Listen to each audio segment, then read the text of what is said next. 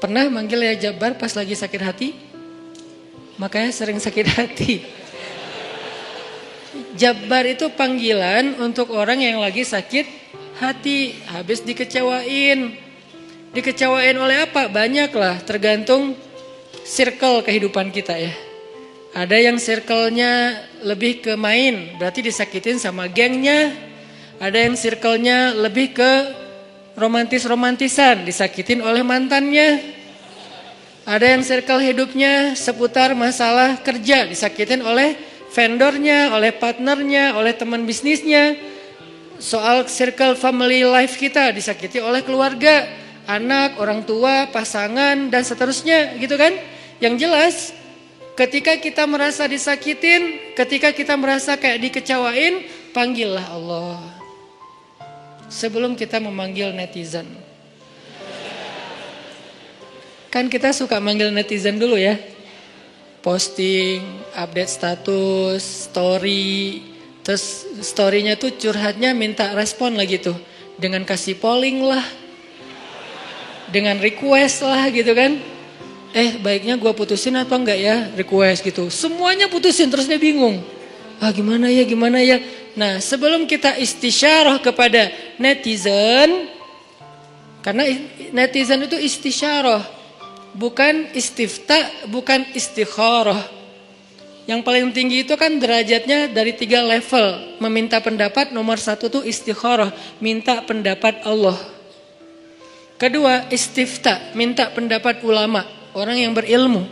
Ketiga istisyarah, minta pendapat orang yang lebih bijak dan berpengalaman. Termasuk kepada teman kita atau followers kita atau geng kita, itu istisyarah. Sebelum kita istisyarah netizen, ya ayyuhal netizen, sebelum kita pakai kalimat itu, atau ya ustaz, bahkan sebelum ustaz, ya kiai, ya syekh, maka ya Allah. Panggil Allah Subhanahu wa ta'ala. Manggilnya gimana Ustadz? Salah satunya selain kata Allah pastinya, karena itu kalimat yang paling mulia, kita juga bisa manggil tematik. Ya Jabbar. Ya Jabbar itu bisa 2. Sebetulnya 3 maknanya Jabbar, tapi yang lebih common itu 2. 1, dipanggil untuk masalah-masalah yang sifatnya bukan hanya besar, tapi kayak kekuatan. Ya Jabbar, ya Qahar. Arti Jabbar dalam konteks itu yang perkasa, yang memaksa, ya Qahar, yang menaklukkan. Sehingga dipakailah kalimat Jabbar, Qahar, Aziz, kan kata-kata yang nama-nama yang perkasa gitu, untuk doa-doa yang sifatnya biasanya dipakainya dalam kondisi terzolimi. Ini doa-doa orang yang terzolimi. Kayaknya nggak perlu dihafal juga sih. Bukan gak perlu dihafal, gak perlu dipakai. Kenapa? Berharap kita tidak mendoakan orang yang zalim. Kecuali yang dizolimi dalam urusan agama. Kalau dizolimi urusan pribadi sih, mending jangan mendoakan orang yang menzalimi. Kenapa? Rugi. Mending doain diri sendiri. Ketika kita punya kesempatan doa kita diijabah, jangan kasih doa itu untuk orang lain. Rugi, walaupun bentuknya mendoakan atas keburukan, tetap rugi. Mending kita pakai buat doain diri kita sendiri. Ya Allah, saya lagi dizolimin, mudah-mudahan. Nah gitu kan. Berarti kan kita dapat kebaikan.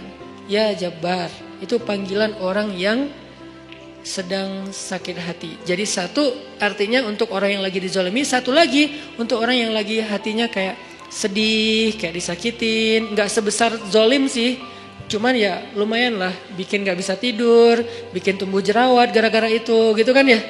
Karena stres.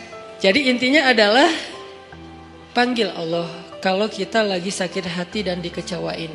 Ya Allah, ya Jabbar. Salah satu doa minta disembuhkan kecewa dan sakit hati di dalam sholat adalah Rabbighfirli warhamni wajburni. Kalimat wajburni. Selama ini kita baca enggak? Kan? Tahu artinya? Hampir. Apa arti wajburni? Bukan paksa aku dong Allah, enggak. Padahal arti Jabbar juga yang memaksa kepada kehendaknya. Tapi kalimat wajburni, makna Jabbar di sini makna yang ketiga di antara 3 makna Jabbar, yaitu yang mengobati sakit hati. Jadi ketika kita berdoa, Rabbighfirli, warhamni, wajburni, warfa'ni, warzukni, wahdini, wa'afini. Banyak banget ya. Luar biasa kita ya. Wajburni itu artinya kalau kita terjemahin, sembuhkanlah sakit hati saya.